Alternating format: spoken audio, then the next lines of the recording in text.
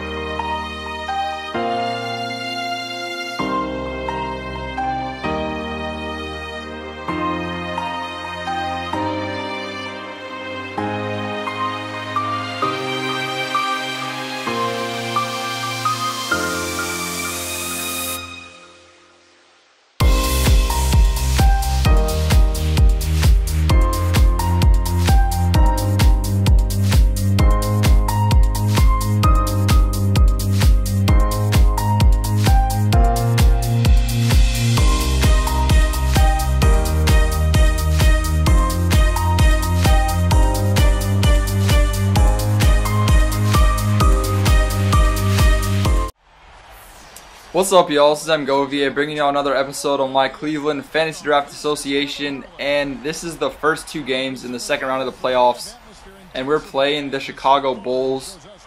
And their team was a pretty good defensive team, not the best offensive team, but their defense kind of carried them at points, and it kind of made it hard for us to get buckets like we usually do, because our team is a pretty decent defensive team. I wouldn't say the best, but offensively we're one of the best teams in the league. So this is going to be a pretty interesting matchup. There's their team: Brandon Knight, Raymond Sessions, or Raymond.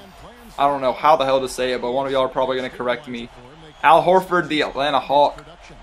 And they had a pretty good backcourt in not Raymond Felton, what am I thinking? Brandon Knight and yeah, Raymond Sessions. So this was going to be a pretty tough game. And Al-Farouq Aminu is kind of a pretty good 3-point shooter and decent at driving to the hole, but if we could shut him down from 3, he couldn't really get anything going. And Brandon Knight is a better shooter than I thought. I didn't think that Brandon Knight was this good of a shooter, but you'll see in these first 2 games that Brandon Knight actually proved himself as a pretty consistent shooter from 3 and from pretty much anywhere on the floor. He kind of has in the gym range almost. But starting off the game right here, I don't even remember if we win the tip. I don't think we do. Yeah, we don't win the tip. So away from home, this is always going to be a tough game. The United Center, the Bulls are a pretty good team. And starting off the game, Collison gives it to Kevin Love. We're trying to get everyone involved in the beginning just to get some good momentum going on into the next few minutes, starting off the first quarter of the game. Trying to get a W away from home, which is going to be hard. And look at Josh Smith dunking on, Al Horford. That's just raw. That's just disgusting. Al Horford's moving out of the way. Josh Smith is pumped after that. He's about to dap up Kevin Love. Nice dunk. Just a nice play right there. And we put in the rookie Luke Snow, giving him some playing time in the playoffs away from home. And look at that move from Frederick Tucker. And he pushed down Al Horford after he made the shot. And if he didn't make that shot, that probably would have been an offensive foul. My friend actually said that while I was playing, but it wasn't because he made the shot. And look at Josh Smith making that dunk again. Josh Smith went off in the first quarter. He had those 2 dunks. And look at the hustle play from Josh Smith. He keeps the ball inside to Jason Thompson. And we're going to reward him on the break, giving him the ball. And he's going to dunk it down, giving us that 3-point lead. So Josh Smith pretty much carrying my team offensively and defensively in the first quarter. And Marshawn Brooks maybe should have taken that shot. Probably could have taken it, but it led to a turnover. And this is kind of when they took over the game, got a little bit of momentum. That probably should have been a foul against me, but it wasn't, fortunately enough. And there you see them taking the lead a little bit, 3-point lead. But we give it to Frederick Tucker, and he actually hits a 3, which is not his game usually, but he was able to get it to go down. So I'm kind of happy about that. We're giving it to Kevin Love in the post, and he's going to try and make something happen against Al Horford. It seems like Kevin Love, when he plays against smaller players, he can pretty much dominate. But when he plays against bigger players, it's just hard for him to get going because he can't really get his shot over the bigger players. And his post moves are, they're pretty good. He's just like a tenacious player, rebounding and getting, in particular, offensive rebounds and putbacks and things of that nature. But it's just kind of hard for him going against bigger players. So it's kind of a relief that we're going against Al Horford, who's also an undersized center. And Kevin Love was able to get himself going, as y'all saw just now. He'll get himself going in second game too, pretty effectively. And I don't know, Raymond Sessions and Brandon Knight just had a really good 2-man game going right there, as you can see again. Sessions getting the easy layup.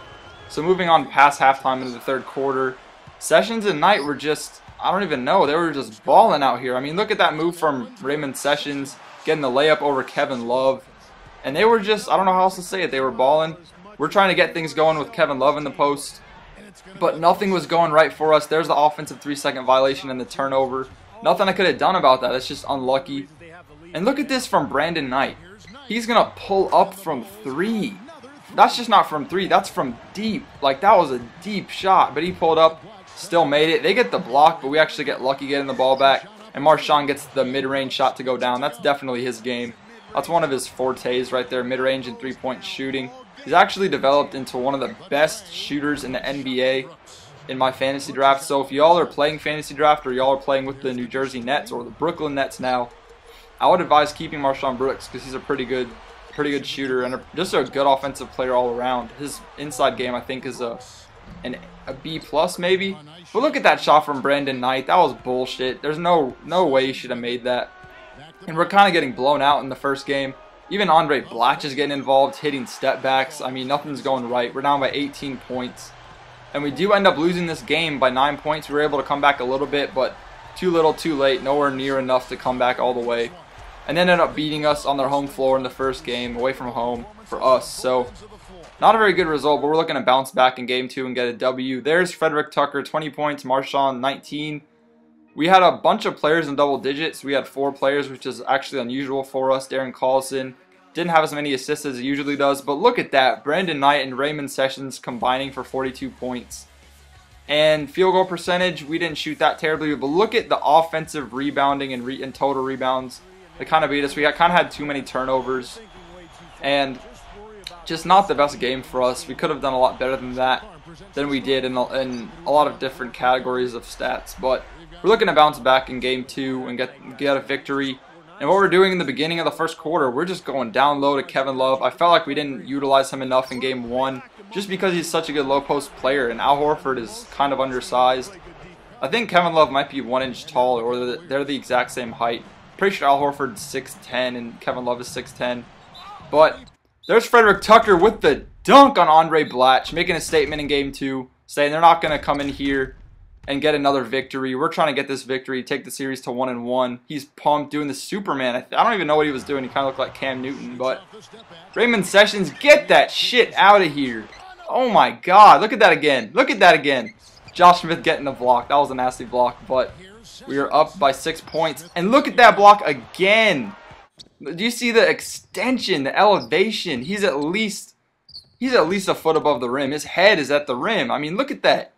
Look at that extension. His head is literally at the rim. He would have hit his head on the rim if he was a little bit closer to it, but we're up by 3 points. They haven't had the lead yet. And we're giving it to Kevin Love in the post, and they started to double team him, so I'm like, okay, I'm going to kick it out to Luke Snow. And he hits the three-pointer, which isn't necessarily his game, so I was pretty happy about that. And look at Frederick Tucker in a crowd of like 4 players, gets the tough layup to go down. And we give it out to Darren Collison, going back to Kevin Love in the post on actually a pretty good defender in Sanders. He plays for the Milwaukee Bucks. He's not the best offensive player, but he's pretty good in the low post defense, but we were still able to get shots over him. Maybe he should have pulled that right there with Kevin Love, but I gave it over to Collison. We're trying to get some good ball movement. Kevin Love setting the screen, going to Tucker, and he's going to post him up, kind of bail me out on this possession. He's going to hit the fadeaway. That was really good defense by them, but just better offense. There's really nothing they could have done about that. And we're giving it to Josh Smith. And you already know he's going to get another dunk, but did this guy just East Bay in a game? Like, really? Was that even necessary? I thought you were supposed to save that for the dunk contest, Josh, but he had to do it to him. You know, you got to do what you got to do. And Kawhi Leonard on the stroke of halftime gets the dunk, and he's going to make no mistake from the free throw line. That was a pretty nice dunk. He knocked him on his ass right there, and actually he did make a mistake from the free throw line. He didn't hit the free throw, but anyways, Kevin Love made up for it right here, taking the lead, hitting the post hook shot, and that's his game all day. Look at these pump fakes, and gets the strong layup to go down. That was not an easy shot by any stretch of the imagination. And there's Kevin Love again in the post, trying to give Al Horford a taste of his medicine, his own medicine, because we all know how Al Horford's a pretty good post player. And I got the mismatch right there against Raymond Sessions, or however you say his name. I've probably been saying it wrong the whole video, but getting the mismatch off some nice ball movement and getting the easy layup. I'm not really good at getting an easier shot than that. And there's Frederick Tucker draining it from mid-range. So in the third quarter, it's pretty much back and forth. I mean, we're not really pulling away, but Andre Blatch, are you going to defend me? I mean, you gave Josh Smith a good bit of room, and I know Josh Smith is not the best three-point shooter right now in real life, but in my association, I've actually developed him into a pretty good three-point shooter. And look at that dunk.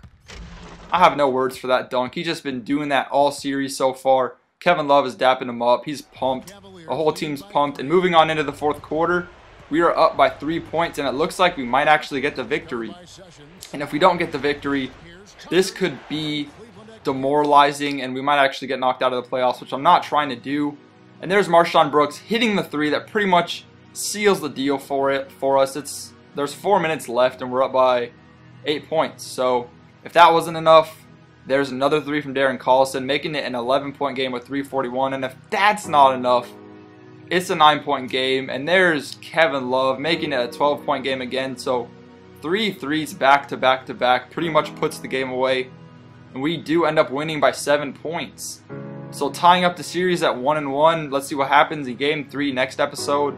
But I was pretty happy with how my team played. Our perimeter shooting and our low post offense carried us. They really were shut down kind of on the perimeter, because what I actually did was I made Frederick Tucker guard Brandon Knight, and he's an extremely good perimeter defender. So that was the major change that I did, and it really showed, you know, positive results. And there's my team stats right there. Kevin Love with a huge game, double-double, 20 points, 13 rebounds. Doesn't get any better than that.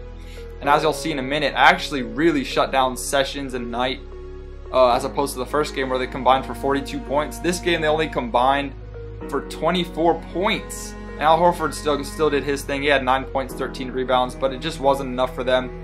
And looking at the team stats, we just excelled in pretty much every single stat. Held them to 39%. They still out-rebounded us and had more offensive rebounds, but we were able to grind it out. But anyways, thanks for watching, y'all. If you enjoyed this video, be sure to thumbs it up, because that's how I know y'all enjoyed it.